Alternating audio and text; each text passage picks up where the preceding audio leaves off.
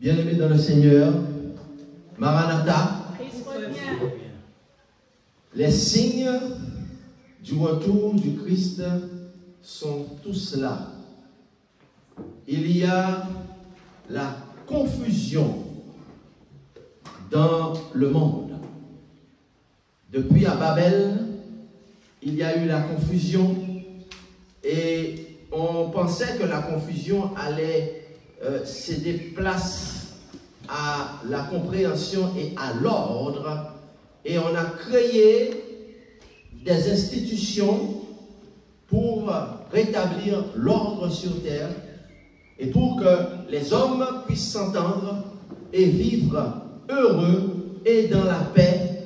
Mais malheureusement, on se rend compte que la confusion augmente et au lieu de parler de paix, aujourd'hui il y a la guerre, n'est-ce pas?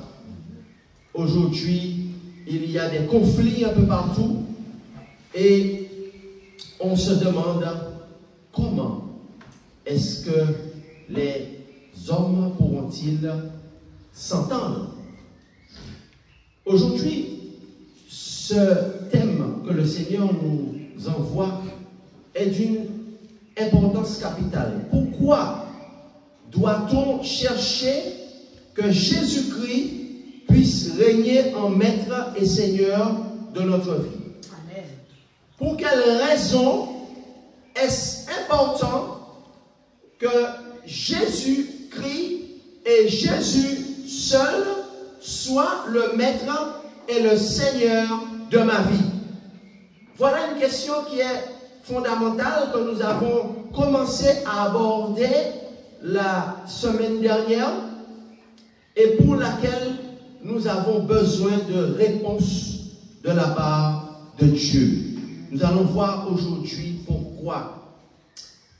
Inclinons la tête pour prier Dieu. Alors, nous pouvons dire que la prière, la Bible dit prier sans cesse, et que même lorsque nous sommes au volant de notre voiture, nous n'allons pas fermer les yeux, nous mettre à genoux, n'est-ce pas?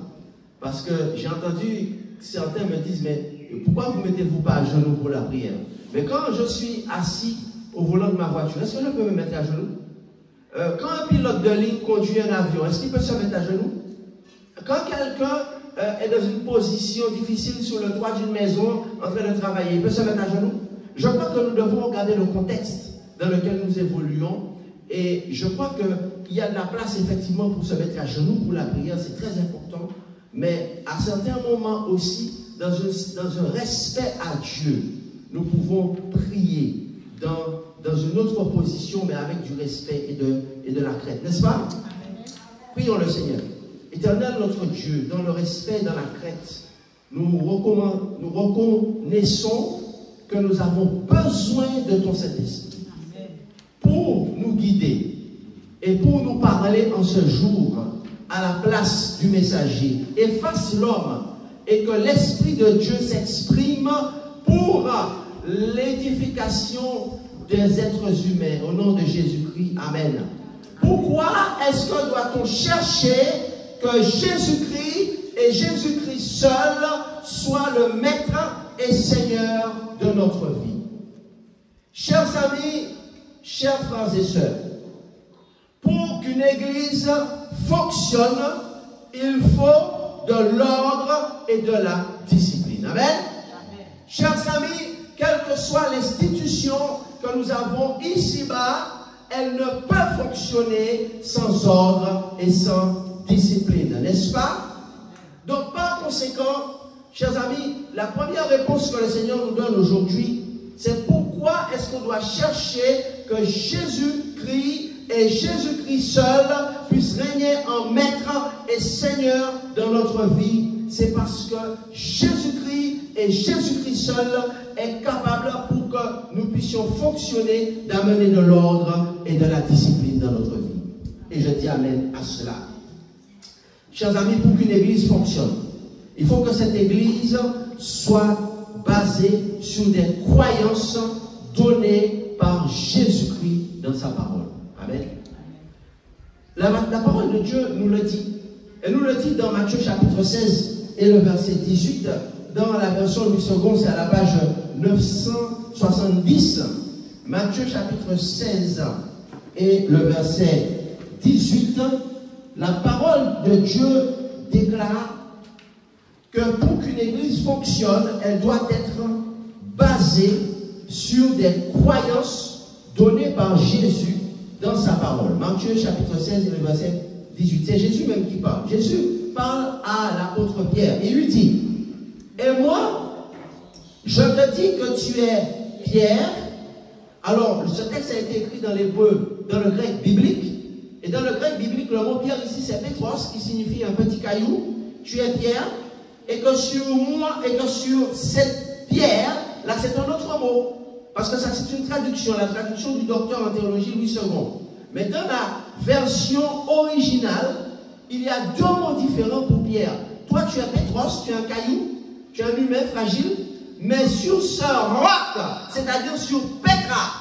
Et en grec biblique, Pétra n'a rien à voir avec Pétros, parce que Pétra c'est un roc. Amen.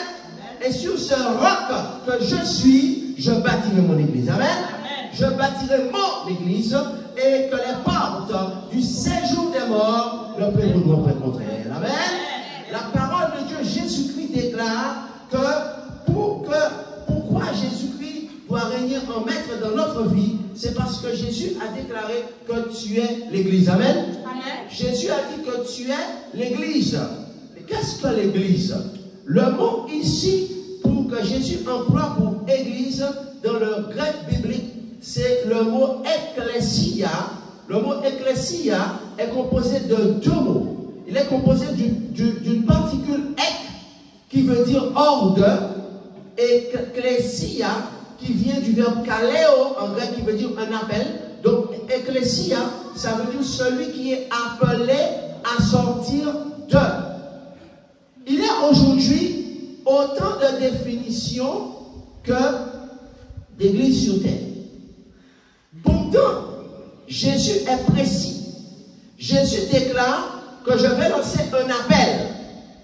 Un appel à être l'église. Maintenant, il faut que ce soit clair pour nous, une fois pour toutes, ce que Jésus-Christ appelle l'église. Qu'est-ce que Jésus appelle l'église? Jésus déclare que l'église, c'est celui qui est sorti de quelque part pour rentrer dans un autre endroit. Et cet appel, Jésus l'a exprimé dans Matthieu chapitre 6 et le verset 33. Jésus dit que cherchez ou répondez à cet appel. Cherchez premièrement, ça veut dire les premières choses dans votre vie, les plus importantes dans votre vie. La première chose dans votre vie, c'est d'être dans mon royaume, chercher à être dans le royaume de Dieu et chercher sa justice. Amen. Donc l'église c'est quoi? L'église c'est le royaume de Dieu. Amen.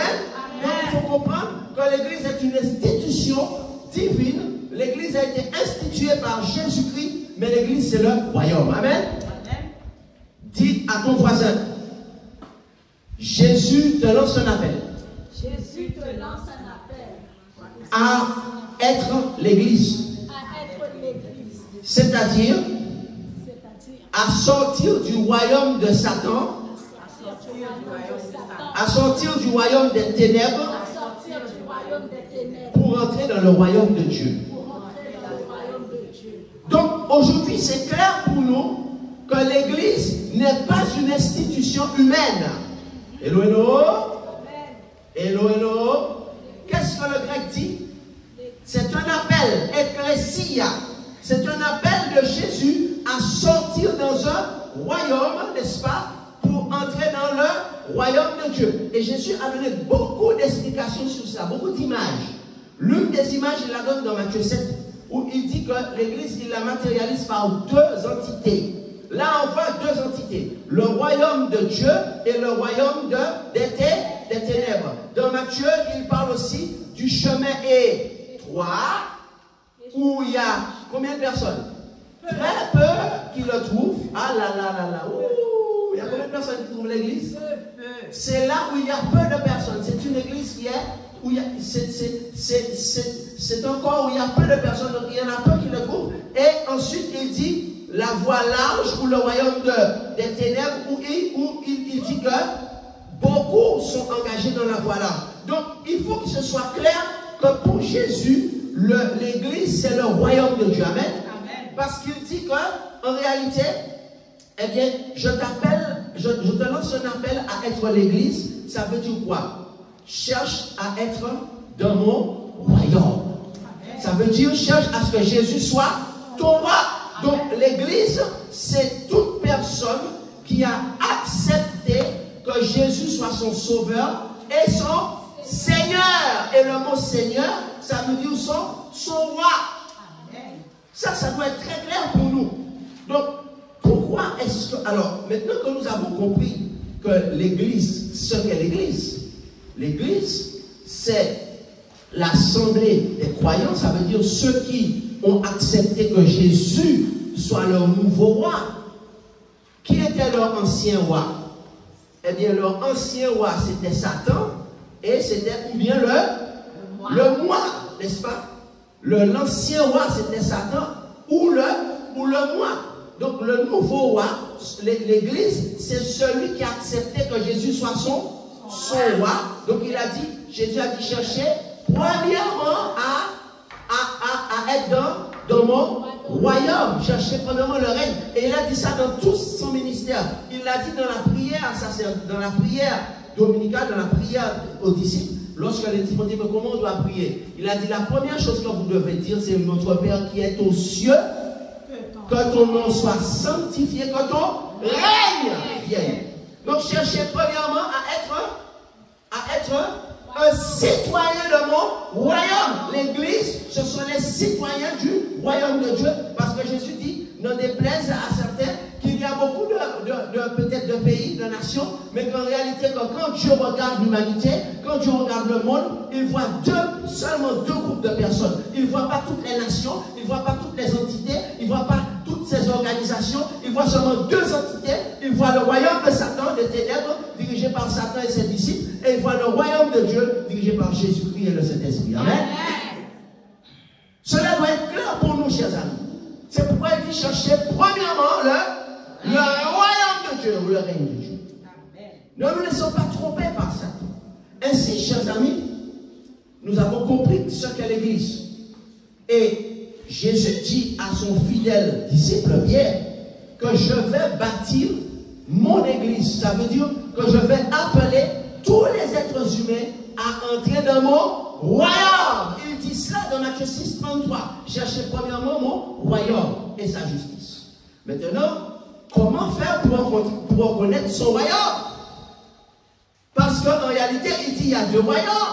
Et il dit que le roi du royaume des ténèbres, il est rusé, il est menteur. Il l'appelle le père du mensonge de Jean chapitre 8. Et au verset 44, il dit que c'est le père du mensonge. Et s'il a réussi à séduire un tiers des anges, il ne faut pas le sous-estimer dans sa capacité à mentir avec aplomb et avec certitude. Un tiers des anges, c'est un ange sur trois. N'est-ce pas nos souvenirs de l'école primaire et des fractions? Un tiers, c'est beaucoup, chers amis. N'est-ce pas? Un tiers, c'est un ange sur trois a été séduit par le mensonge, chers amis. Et il dit, en réalité, Jésus dit, mais comment faire pour ne pas être, pour être hors de l'Église? Comment faire pour être dans l'Église? Alors l'Église, chers amis, Jésus dit que les portes du séjour des morts ne vont pas la détruire.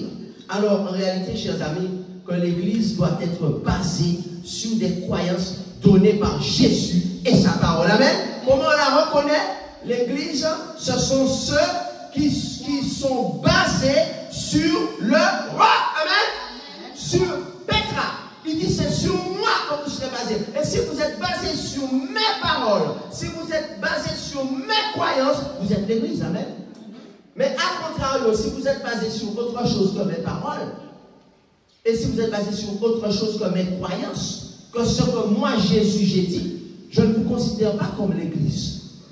Donc, chers amis, Jésus déclare que l'Église, ou ceux qui sont les citoyens de son royaume, le nouveau royaume qu'il est venu établir sur terre, le royaume existait déjà, mais il a dit le royaume des cieux est proche ou s'est rapproché de vous.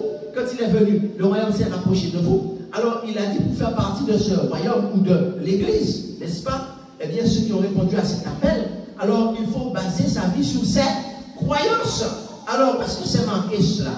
Cela est marqué dans 1 Pierre chapitre 2. Beaucoup d'apôtres ont expliqué cela. Alors, ils sont le premier qui a reçu, l'un des premiers à avoir reçu cette révélation de Dieu. Il s'agissait de qui? Il s'agissait du grand prophète de Dieu, qui était un jeune garçon qui s'appelait Ésaïe. Amen. Nous en avons parlé brièvement il y a de cela quelques semaines. Ésaïe se trouvait dans une situation compliquée dans le contexte où le peuple de Dieu était dans l'apostasie. Et il était triste et il a prié. Il cherchait à comprendre comment le peuple de Dieu allait sortir dans le mensonge et dans la fausse adoration. Et Dieu lui a donné une vision. Qu'est-ce qu'il a vu? Il a vu Dieu assis sur son trône. Dieu lui a dit, écoute, ceux qui m'acceptent comme roi, eh bien, ceux-là vont sortir du royaume de Satan. Quelle vision il a eue? Dieu assis sur son trône et les séraphins qui étaient en train de, les chérubins et les séraphins qui chantaient Saint, Saint, Saint est l'Éternel, 3 fois Saint, Saint est le Père, Saint est Jésus-Christ, Saint est le Saint-Esprit. Donc pour pouvoir faire partie de son royaume, il faut accepter la sainteté. Amen. Il faut accepter de devenir un saint.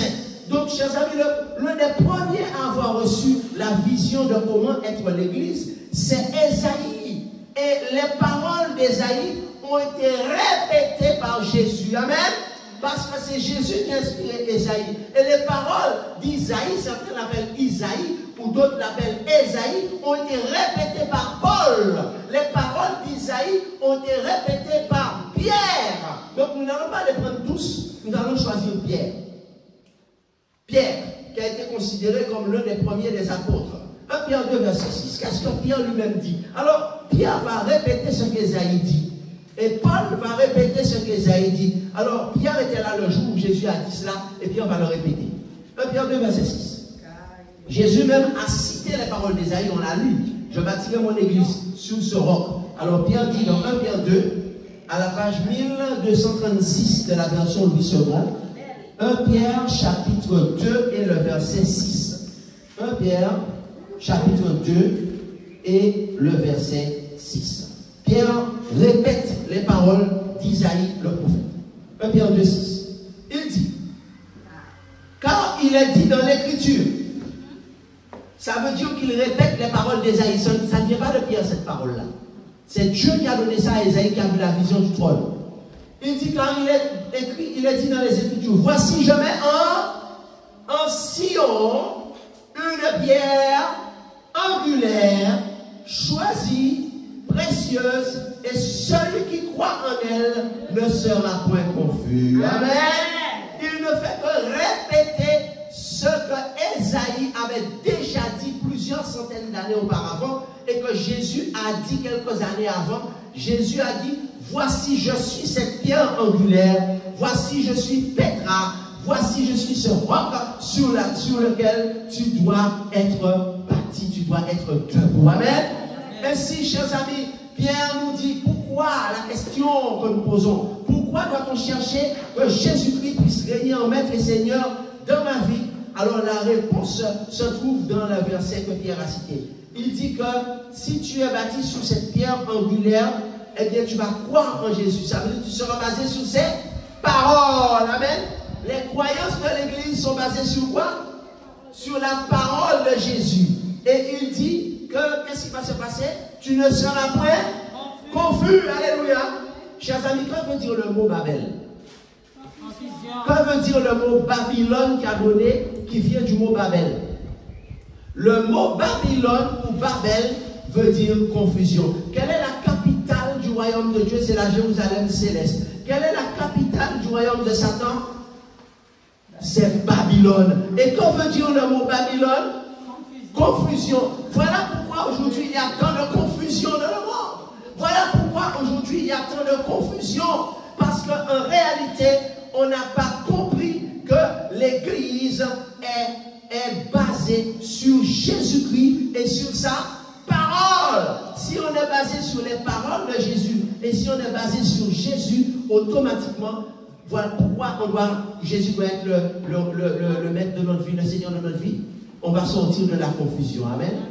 On va sortir de la confusion et plus loin, il va dire que on va devenir, si on n'accepte pas ça, on va se heurter au rocher, on va devenir un scandale. Mais il dit que c'est l'honneur pour celui qui accepte Jésus comme le roc sur lequel l'Église est bâtie. Donc il parle justement de celui qui croit, 1 Pierre 2, verset 6. Il dit celui qui croit, ça veut dire celui dont l'Église, c'est la personne, l'homme, la femme, l'enfant, l'adolescence qui croit, dont les croyances sont basées sur la parole de Dieu, la parole de Jésus. Amen. Donc, lorsque on accepte que Jésus soit le maître et Seigneur de notre vie, premièrement, on n'est pas dans la confusion. Amen. Ça veut dire, c'est quoi le contraire de la confusion? C'est l'ordre. Amen. L'église est ordonnée. L'église est dans l'ordre. L'église est dans la discipline. Donc voilà, l'église fonctionne. L'église est triomphante. L'église est glorifiée parce qu'il y a de l'ordre dans l'église. Parce que l'église est basée sur Pétra, sur le roc. L'église est basée sur croire en Jésus-Christ. Donc il y a de l'ordre dans ta vie. Amen. Mais il y a du désordre dans ta vie lorsque tu n'es pas basé sur qui? Sur Jésus-Christ. Alors Jésus, qui est le maître science, le professeur agrégé, le professeur des universités, le professeur des professeurs, Jésus a expliqué encore mieux que Pierre pour quelle raison. Alors certains disent, oui, mais Jésus veut que je base ma vie sur lui, mais qu'est-ce que je gagne? Qu'est-ce que j'ai à gagner? Premièrement, tu as entendu que ta vie sera dans le désordre. Et si ta vie est dans le désordre, ça veut dire quoi? Ça veut dire que tu n'es pas heureux. Tu n'es pas heureuse. Ça ne marche pas dans ta vie. Ça ne va pas aller dans la vie. Dans vie, ça ne va pas aller. Ou quand vous voyez qui ne va pas aller dans la vie, ton cas, qui ne va pas aller. Ou pas arriver marié. Ou pas arriver faire petit monde, tout ça qu'on fait pour payer un sorti corps, ou pas arriver, tu es responsable de quelque chose, ça ne fonctionne pas, ça ne va pas. Il y a des querelles, il y a des difficultés. Pourquoi? Parce que Jésus n'est pas à la base de ta vie. Donc déjà tu comprends pourquoi c'est important que Jésus soit le maître de ta vie. C'est pour qu'il y ait de l'ordre et de la discipline dans ta vie. Alléluia.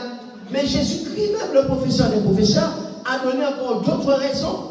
Dans Matthieu chapitre 7, Jésus a expliqué pourquoi il doit être le roc sur lequel ta vie est bâtie. Pourquoi tu dois être l'église. Alors, chaque personne, pourquoi elle doit être l'église? Matthieu 7, à la page 956 de la version Louis II, Matthieu chapitre 7, et nous allons lire à partir Matthieu chapitre 7, et nous allons lire à partir du verset 21. Jésus déclare qu'on doit être le maître il doit être le maître de notre vie. Mais est-ce que tous ceux qui l'appellent maître, Jésus les reconnaît comme étant l'Église? Ça, c'est très intéressant comme question. Est-ce que tous ceux qui appellent Jésus le roi de leur vie, il dit, Jésus est le roi de ma vie, n'est-ce pas? Le chant dit quoi? Jésus, tu es le roi. Jésus, tu es le roi de ma vie. C'est ça? Tous ceux qui chantent Jésus, tu es le roi de ma vie. Est-ce que Jésus est le roi de leur vie? Est-ce qu'ils sont l'Église? Alors, Jésus dit dans Matthieu 7, 21, tous ceux qui me disent ça, ceux qui me disent Seigneur, le mot Seigneur en grec veut dire le roi ou le maître, n'entreront pas tous dans mon royaume. Jésus dit que je vous invite à chercher premièrement mon règne ou mon royaume, mais ce n'est pas parce que vous dites que je suis votre roi que je le suis vraiment. Hello, hello. Ce n'est pas parce que vous dites que je suis l'église, que vous êtes l'église, que chaque individu, l'église c'est chaque personne qui est à l'église. N'est-ce pas? Il dit chercher, premièrement, chercher. Qui va chercher? Tout le monde. Il dit, c'est pas parce que tu dis que tu cherches Jésus que tu es l'église. Comment tu fais pour avoir Jésus comme moi? Il dit quoi? C'est celui-là. Il dit, mais c'est celui-là seulement. Qu'est-ce que ça veut dire seulement? Il y a un seul chemin, c'est Jésus. Alléluia. Il y a un seul chemin, c'est Jésus. Il y a une seule vérité, c'est Jésus. Il y a une seule vie éternelle, c'est Jésus. Jean 14, verset 6. Il dit, mais c'est celui-là seulement qui fait la volonté de mon Père qui est dans les cieux. Donc il ne suffit pas de dire, j'accepte d'être l'église, j'accepte Jésus comme moi, mais je dois aussi accepter de baser l'église sur sa parole, n'est-ce pas? De baser mes croyances sur sa volonté pour faire sa volonté. Amen. Donc, il dit quoi? Au verset 22, plusieurs me diront ce jour-là, maître, ou mon roi, nous n'avons pas prophétisé en ton nom? N'avons-nous pas chassé des démons par ton nom? Et n'avons-nous pas fait beaucoup de miracles par ton nom? Jésus explique que l'église, c'est pas seulement celui qui prophétise, c'est pas seulement qui chasse des démons, c'est pas celui qui fait des miracles, mais il dit quoi? Jésus dit quoi au verset 23? Il dit alors, je leur dirai ouvertement, je ne vous ai jamais connu. Retirez-vous de moi, vous qui commettez l'iniquité. Qu'est-ce que ça veut dire, je ne vous ai jamais connu? Ça veut dire que je n'ai pas de relation avec vous. Je ne suis pas votre roi, vous n'êtes pas mes citoyens, je ne suis pas votre chef, vous n'êtes pas l'église. Jésus dit que l'église, c'est celui qui connaît son nom. Ça veut dire que ce n'est pas simplement celui qui chasse au nom de Jésus, mais c'est celui qui a une relation avec Jésus. C'est celui sur qui son nom est invoqué, comme il est écrit dans le livre des Chroniques. Il dit que si mon peuple, si c'est le conditionnel, sur qui est invoqué mon nom, que ton nom soit sanctifié, dit Jésus. S'humilie, me prie et me cherche. 3 conditions. Eh bien, je ferai quoi? Je l'exaucerai. Il y a des conditions à l'exaucement. Et je vais guérir son pays. Alléluia. Donc il faut que son nom soit invoqué. Ça veut dire qu'il faut connaître son caractère. Ça veut dire qu'il faut que l'Esprit Saint nous transforme. Et si le Seigneur nous déclare que dans ce verset, Matthieu 7, il dit qu'en réalité, Matthieu chapitre 7, il dit alors je leur dirai, je ne vous ai jamais connu. Verset 24. C'est pourquoi quiconque entend ces paroles, qu'est-ce que Jésus dit concernant le fait qu'il soit la base ou le roc de notre vie? C'est pourquoi quiconque entend ces paroles que je dis et les met en pratique sera semblable à un homme prudent qui a bâti sa maison sur le roc. Qu'est-ce que Jésus dit? Voilà pourquoi il faut que l'église soit bâtie sur lui. Regardez la suite. Il dit la pluie est tombée, les torrents sont venus, les vents ont soufflé et se sont jetés contre cette maison. Elle n'est pas tombée parce qu'elle était fondée sur le roc. Alléluia. Mais pour quiconque entend ces paroles, et quiconque entend ces paroles, que je dis, qui est-ce qui parle? Jésus. Qui est-ce qui parle? Jésus. Qui est-ce qui parle? Jésus. Et les met en pratique, sera semblable à un homme insensé qui a bâti sa maison sur le sable. Celui qui n'écoute pas les paroles de Jésus et dont la vie n'est pas basée sur les paroles de Jésus, la pluie va tomber, les torrents sont venus, les vents ont soufflé, ont bâti cette maison et elle est tombée et sa ruine a été grande. La suite, après que Jésus a achevé ses discours, la foule fut frappée de sa doctrine car il enseignait comme ayant autorité et non pas comme leurs scribes. Jésus avait l'autorité du Saint-Esprit et c'est pourquoi ils ont senti que ces paroles venaient de Dieu. Il a déclaré, pourquoi est-ce que vous cherchez que Jésus puisse régner en maître et Seigneur de ma vie? Pourquoi est-ce que Jésus ma vie doit être basée sur la parole de Jésus et je dois les mettre en pratique? Parce que lorsque Satan va envoyer la pluie, C'est-à-dire, lorsque Satan va envoyer les attaques, lorsque Satan va envoyer les vents, ça veut dire que Satan va envoyer les mauvais esprits. Lorsque Satan va envoyer la tempête, ça veut dire lorsque Satan va envoyer les épreuves, alors la personne qui n'est pas debout sur le roc, qui n'a pas basé sa vie sur la parole ou sur l'obéissance à la parole, alors cette personne-là va être balayée par Satan et elle ne sera pas l'Église. Chers amis, voilà pourquoi on doit chercher à ce que Jésus doit régner en maître et Seigneur de notre vie. C'est pour que nous puissions être heureux, premièrement, parce que personne ne sera heureux ou heureuse si Jésus ne règne en maître et Seigneur dans sa vie. Voilà pourquoi beaucoup ne sont pas heureux sur terre. Voilà pourquoi il n'y a pas d'ordre, il n'y a pas de discipline dans beaucoup d'endroits, parce qu'on n'a pas placé Jésus comme étant la base de notre vie. Ainsi, chers amis, notre corps est le temple du Saint-Esprit. C'est lui seul, l'Esprit de Dieu, qui sait comment doit-on diriger ce corps. Amen. Donc on a dit que Jésus est la parole sur laquelle l'Église doit être bâtie. D'accord? Le croyant doit être bâti. Mais comment est-ce que le croyant va-t-il laisser sa vie être dirigée par la parole? D'une seule manière, chers amis, c'est par le Saint-Esprit. Amen? Par le Saint-Esprit. C'est ce que nous lisons dans 1 Corinthiens 6, 19. Il dit, ne savez-vous pas que votre corps est le temple du Saint-Esprit, le corps de Christ? C'est-à-dire moi, l'Église, je suis le temple du Saint-Esprit. Ne savez-vous pas que votre corps, ou que l'Église que je suis, l'Église c'est moi, est le temple du Saint-Esprit et que vous ne vous appartenez point à vous-même? 1 Corinthiens 6, verset 19. Il dit, vous ne vous appartenez point. Donc, nous sommes propriétés de Jésus, propriété du Père et propriété du Saint-Esprit. Et il dit, rendez gloire à Dieu de votre corps qui appartiennent à Dieu. Amen. Donc, c'est lui seul de cet esprit qui sait comment diriger l'Église. Amen. Puisque c'est la seule personne de la divinité qui est sur terre.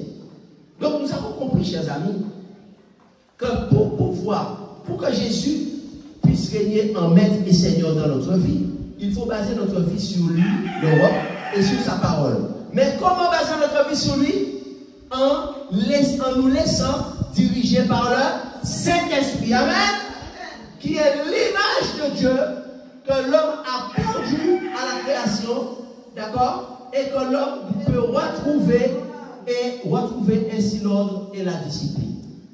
Mais si on n'écoute pas le Saint-Esprit, et si on ne met pas les instructions du Saint-Esprit en application, qu'est-ce qui va se passer? Eh bien, le corps, c'est-à-dire qui est son temple, le temple du Saint-Esprit, sera détruit. Et le Saint-Esprit va s'en aller. Chers amis, lisons ensemble dans Jean chapitre 16, à la page 1084. Jean chapitre 16, à la page 1084, au verset 13. Jean chapitre 16 et au verset 13. Jean 16, verset 13. C'est Jésus qui parle. À la page 1084 de la version Louis II, Jésus déclare ceci. Quand le consolateur sera venu, l'Esprit de vérité, il vous conduira dans toute la vérité. Amen. Donc, chers amis, si on n'écoute pas le Saint-Esprit et on ne met pas ses instructions en application, car il nous conduira. Qui est-ce qui va nous conduire? Le Saint-Esprit. Dans toute la vérité. La vérité qui est Jésus, le chemin, la vérité et la vie. Jean 14, verset 6. Donc, ce corps qui est son temple sera détruit. Chers amis, si on n'écoute pas la voix du Saint-Esprit, le corps que nous avons sera détruit. Où est-ce que nous voyons ça? Nous voyons ça dans 1 Corinthiens chapitre 2, verset 14. 1 Corinthiens 2 et le verset 14.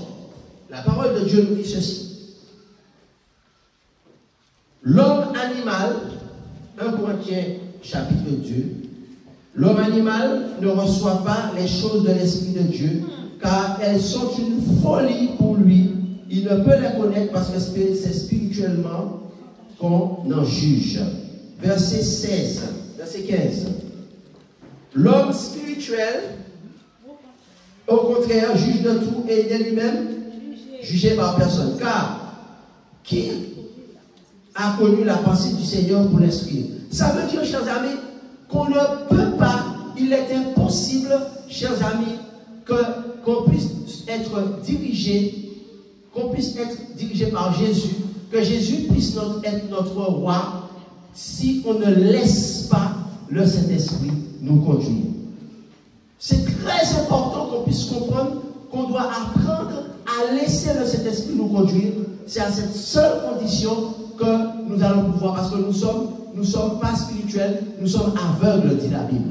La Bible dit que Jésus dit que le peuple de Laodicée est aveugle. Nous sommes aveugles naturellement.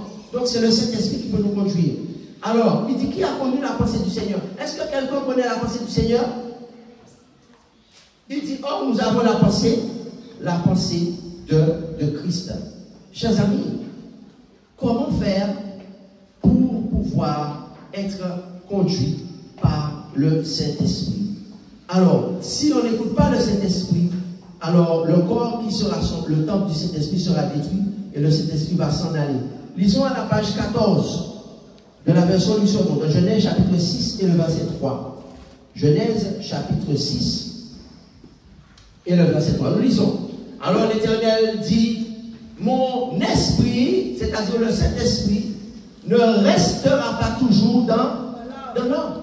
Le Seigneur nous dit que si on n'écoute pas le Saint-Esprit, et si on ne met pas ses instructions en application, le Saint-Esprit qui a été envoyé par Jésus pour pouvoir nous conduire dans toute la vérité, c'est-à-dire dans toutes les paroles de Jésus, puisque Jésus a dit je suis la vérité, eh bien, le Saint-Esprit ne restera pas toujours en nous et il va s'en aller, chers amis.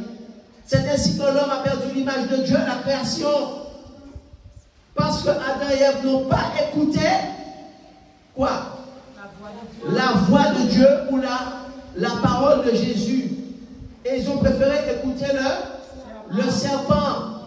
Il dit, mon esprit ne restera pas toujours dans l'homme. Et c'est déjà arrivé en Éden. C'est arrivé aux hommes avant le déluge. Lorsqu'ils n'ont pas écouté le Saint-Esprit qui parlait à travers Noé, eh bien, à un moment, le Saint-Esprit les a quittés.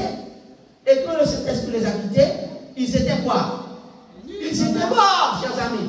Lorsque le Saint-Esprit quitte un homme, lorsque le Saint-Esprit quitte une femme, lorsque le Saint-Esprit quitte un enfant, cette personne est morte spirituellement. Même si elle marche sur la terre, mais elle est déjà morte.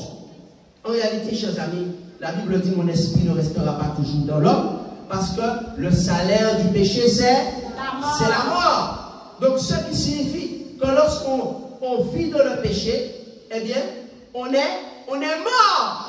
Parce que le Saint-Esprit, qui est l'image de Dieu, c'est la vie éternelle. Parce qu'il dit, Romains 6, 23, car le salaire du péché, c'est la mort, et le Saint-Esprit ne reste pas dans les morts spirituelles. Dis à ton voisin, le Saint-Esprit ne reste pas dans les morts spirituelles. Le Saint-Esprit ne reste pas dans les morts spirituelles. Jésus déclare, mon esprit ne restera pas toujours dans l'homme. Lorsque l'homme a choisi de ne pas écouter le Saint-Esprit, eh bien le Saint-Esprit s'en va, le salaire du péché c'est la mort, et l'homme est mort spirituellement. Parce que le Saint-Esprit, c'est l'esprit de vie. Qu'est-ce que le Saint-Esprit?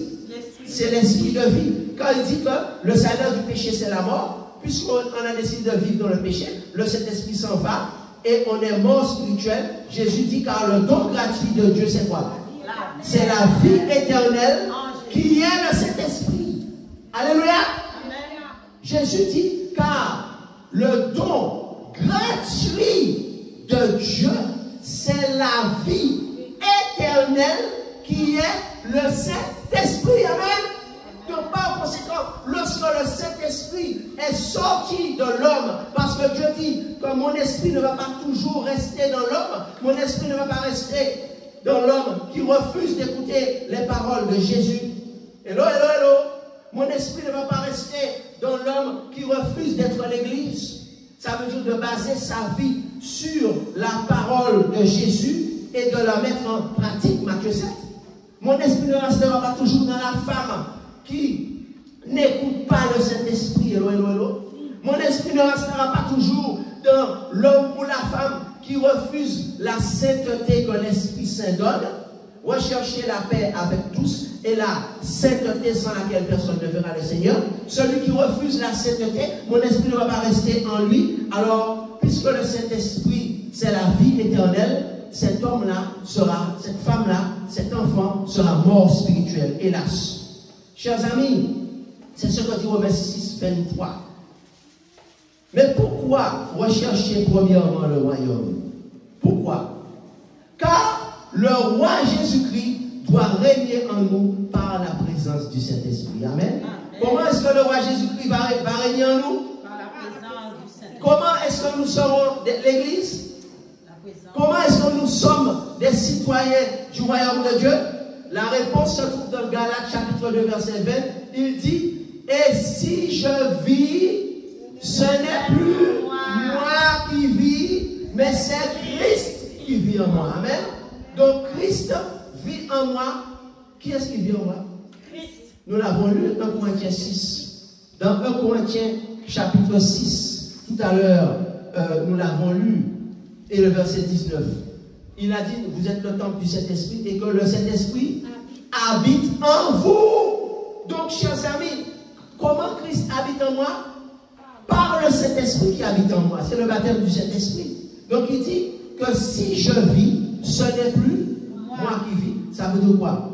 Ça veut dire que moi, mon premier roi est mort. Désormais, mon nouveau roi, c'est Christ. Mon nouveau roi, c'est Christ par le Saint-Esprit. Alors, chers amis, voilà pourquoi nous devons rechercher premièrement le royaume de Dieu. Nous ne connaissons pas le jour de notre mort. Nous ne connaissons pas le jour du retour du Christ. Si ce jour arrive et que nous n'avons pas la réserve d'huile, nous ne pourrons pas accéder à la gloire éternelle avec Jésus-Christ. Nous allons être considérés comme des femmes folles et jetées dehors au dernier jour. Si nous n'avons pas de réserve d'huile, nous allons être considérés comme des vierges folles et jetées dehors au dernier jour. Alors, que représente la réserve d'huile dont Jésus parle encore dans Matthieu chapitre 25, quand il donne l'illustration des 10 femmes, les femmes sages, 5 femmes qu'il déclare étant sages, qui sont l'Église, et 5 femmes qu'il déclare être insensées ou folles, qui font partie du royaume de Satan. Alors, lisons cela dans Exode 27, verset 20.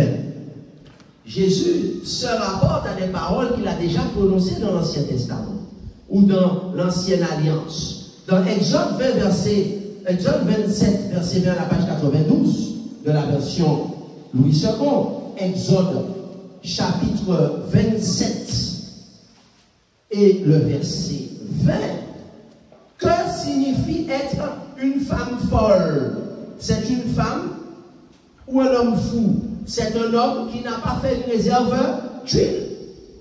La parole de Dieu nous dit que l'huile est une image qui représente l'huile d'olive dans le sanctuaire israélite. Représentait qui? Représentait le Saint-Esprit. Amen. Il ne suffit pas d'accepter le baptême du Saint-Esprit et après le Saint-Esprit rentre en nous et après on ne lui obéit pas. Après, on n'est pas un citoyen de Jésus, on a notre roi que Jésus, on écoute d'autres personnes que Jésus. Le Saint-Esprit nous a été donné pour pouvoir nous éclairer et nous montrer comment suivre Jésus. Alors, Exode 27, verset 20, on représente l'huile d'olive ou le Saint-Esprit. Exode 27, verset 20. Nous lisons. Dieu donne un ordre à Moïse. Il lui dit, tu ordonneras aux enfants d'Israël de t'apporter pour le chandelier de l'huile pure d'olive concassée afin d'entretenir les lampes continuellement. Amen. C'est dans la tente, en dehors du voile, la tente d'assignation en dehors du voile, qui est devant le témoignage qu'Aaron et ses fils, c'est-à-dire les prêtres, la prépareront pour que les lampes brûlent du soir au matin en présence de l'Éternel. C'est une loi perpétuelle pour leurs descendants qui devront observer les enfants d'Israël. Chers amis, la parole de Dieu est claire. L'huile d'olive qui devait être placée dans les lampes symbolise le Saint-Esprit. Alors, si vous n'êtes pas d'accord avec moi, pourquoi est-ce que le sacrificateur, lorsqu'il devait sanctifier ou mettre à part un prophète, un roi, il versait de l'huile d'olive sur sa tête? L'huile symbolise mettre à part, c'est-à-dire saint, un homme, une femme, le Saint-Esprit pour Dieu, c'est la sanctification. Amen. Donc l'huile était versée dans des chandeliers et on allumait les chandeliers pour éclairer le temple. À l'époque, le temple c'était un édifice. Aujourd'hui, le temple c'est quoi? C'est nous. Amen. Alléluia. L'église n'était pas un édifice, mais l'église était le peuple de Dieu, mais le symbole de la présence de Dieu c'était l'édifice. Mais maintenant, le symbole de la présence de Dieu, c'est le Saint-Esprit en nous. Amen. Donc, l'huile, c'était le Saint-Esprit, n'est-ce pas, qui était en nous. Et ils n'avaient pas compris cela. Parce qu'un jour, ils ont pris l'arche de l'Alliance et ils ont été combattre sans le Saint-Esprit et les Philistins l'ont capturé. Ils ont pensé que la présence de Dieu, c'était l'arche de l'Alliance. Oui, l'arche de l'Alliance, c'était la présence de Dieu quand le Saint-Esprit était avec eux. Donc aujourd'hui, certains n'ont pas compris que c'est quand le Saint-Esprit est en eux qu'ils sont l'Église. Ils croient que l'Église c'est un bâtiment, n'est-ce pas? Ils croient que l'Église c'est autre chose. Mais en réalité, Jésus dit que l'huile représente justement, lorsque l'huile est dans le chandelier, qu'est-ce qui se passe? Ça éclaire le croyant. Donc le chandelier c'est quoi? Quel est le symbole encore que Dieu utilise? Psaume 119, verset 105. Il dit, ta parole est une lampe à mes pieds et une lumière sous mon sentier. Donc, chers amis, le Saint-Esprit, c'est l'huile qui va nous éclairer quand nous lisons la Bible et qu'il va faire que nous allons obéir à la parole de Dieu. Amen. C'est pourquoi, chers amis, il dit que jour et nuit, les lampes devaient être allumées. Et les prêtres savaient bien, Aaron et ses fils, savaient bien que ce n'est pas eux qui devaient dire au peuple ce qu'ils devaient faire. Dieu avait dit depuis à l'époque que lui devait éclairer. Ça veut dire que c'est le Saint-Esprit qu'il devait prier Dieu pour que Dieu leur donne le Saint-Esprit, pour que le Saint-Esprit interprète les Écritures et pour que le Saint-Esprit puisse guider le peuple de Dieu. Amen. Donc voilà pourquoi il dit que les femmes folles, elles avaient le Saint-Esprit un moment de leur parcours, mais elles n'ont pas fait une réserve. Ça veut dire quoi? Ça veut dire qu'elles ont commencé à marcher avec le Saint-Esprit, mais à un certain moment, le diable les a séduites et elles ont continué à être conduites par une autre personne, mais pas le Saint-Esprit. Mais les femmes sages, ou les vierges sages, elles ont une réserve d'huile parce qu'elles ont dit non, c'est le Saint-Esprit qui m'a conduit par toi. Amen. Et à ce moment-là, elles ont continué à être conduites par le Saint-Esprit. Et à ce moment-là, Jésus n'a pas dit jetez dehors, n'est-ce pas, pour brûler au feu. Mais Jésus leur a dit venez, si vous lisez Matthieu 25, il dit celle qui était prête. Qu'est-ce que ça veut dire être prêt le jour de sa mort? Ça veut dire être conduit par le Saint-Esprit. Amen. C'est ça être prête, Matthieu 25. Donc personne ne rentrera au ciel s'il n'a pas de l'huile dans sa lampe. Dieu est un Dieu de lumière. Et si tu es dans le noir, tu ne pourras pas rentrer. Amen. Voilà pourquoi il faut, premièrement, rechercher la sanctification. Hébreux 12, verset 14. Rechercher la sanctification sans laquelle personne. Il faut rechercher la sanctification, rechercher la paix avec tous, s'il est possible, si c'est possible. Et troisièmement, chercher, premièrement, le royaume. et sa justice dans notre vie. Que Jésus soit le seul roi et Seigneur de notre vie. Sans ces trois choses, c'est-à-dire la sanctification, la paix avec tous et le royaume et sa justice, nous ne pourrons jamais être heureux sur terre et voir Jésus dans sa gloire et être sauvés. Et chers amis, je vais vous donner 3 personnages parmi les plus importants dans la Bible qui ont affirmé cela. Le premier, c'est David, l'un des plus grands rois de la nation d'Israël. David a dit, Seigneur, dans Psaume 51, ne me retire pas ton Saint-Esprit. Pourquoi David a dit, Seigneur, ne me retire pas ton Saint-Esprit? Parce qu'il savait que sans le Saint-Esprit, il ne pouvait pas être heureux. Il serait mort spirituellement.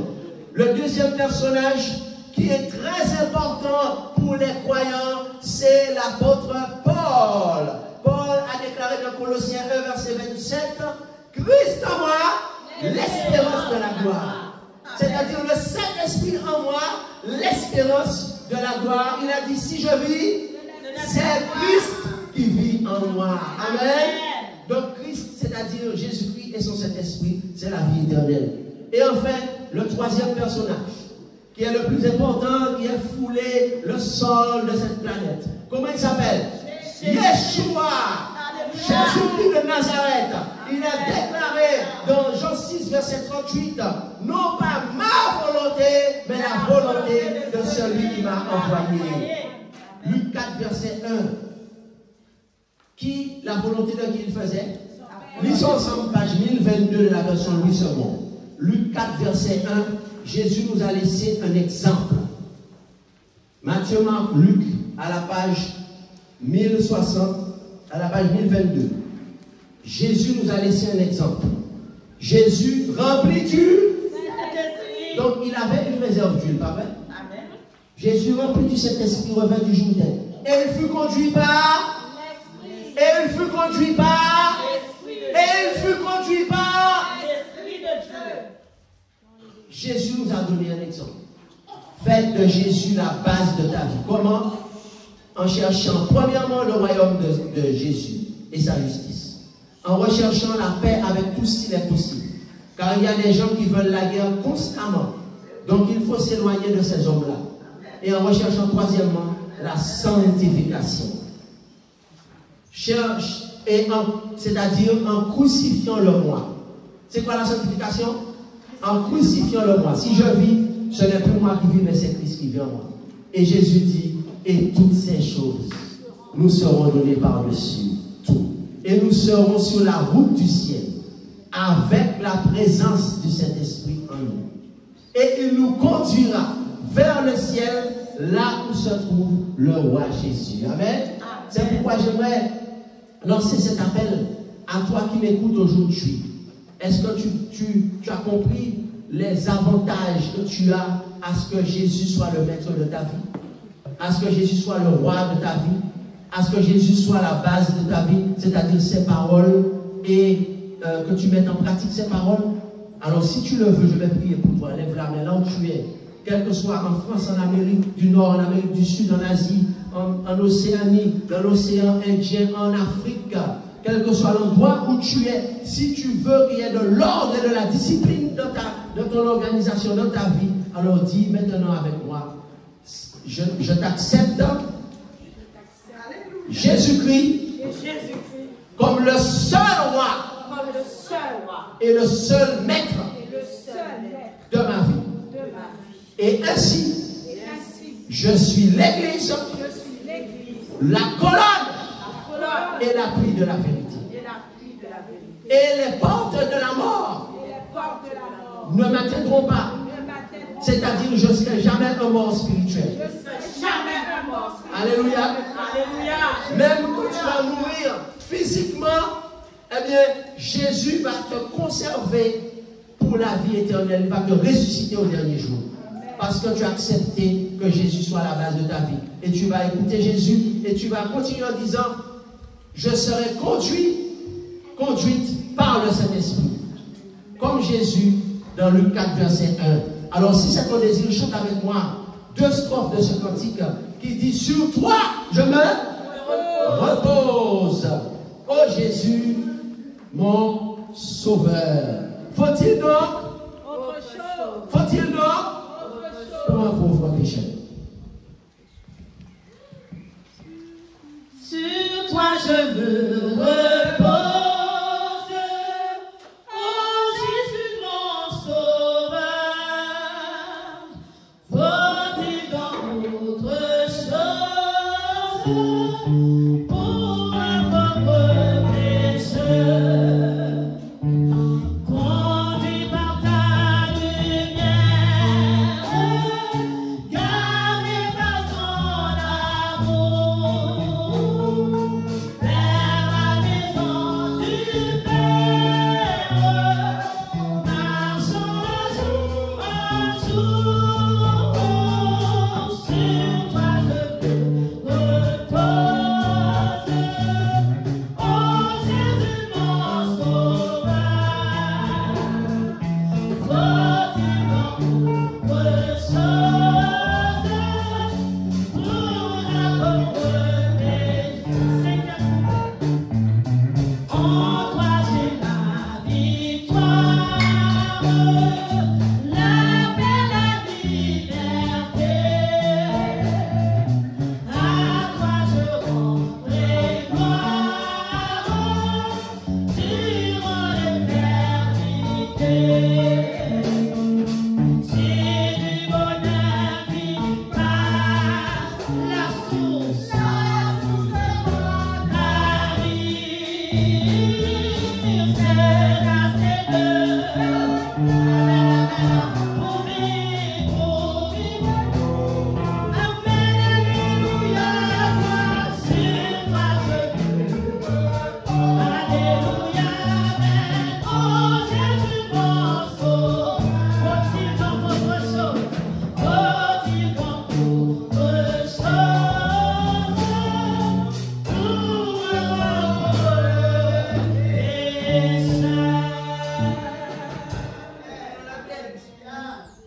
La bénédiction éternelle, notre Dieu, notre Père.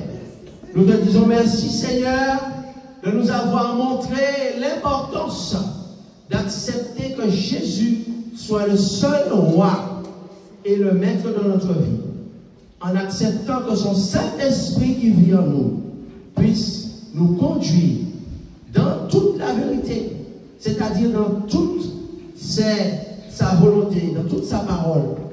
Et que nous qui sommes l'Église, c'est-à-dire nous le corps, nous puissions baser notre vie sur les paroles de Christ et les mettre en pratique, afin que nous soyons heureux ou heureuses, et afin qu'il y ait de l'ordre, de l'harmonie dans nos vies, et afin que nous soyons vivants, que la vie éternelle que le Saint-Esprit puisse nous conserver jusqu'à ton avènement, et si ce n'est pas le cas, puisse nous ressusciter au dernier jour, et que nous ayons la victoire finale sur le royaume de Satan, au nom de Jésus-Christ. Amen. Amen.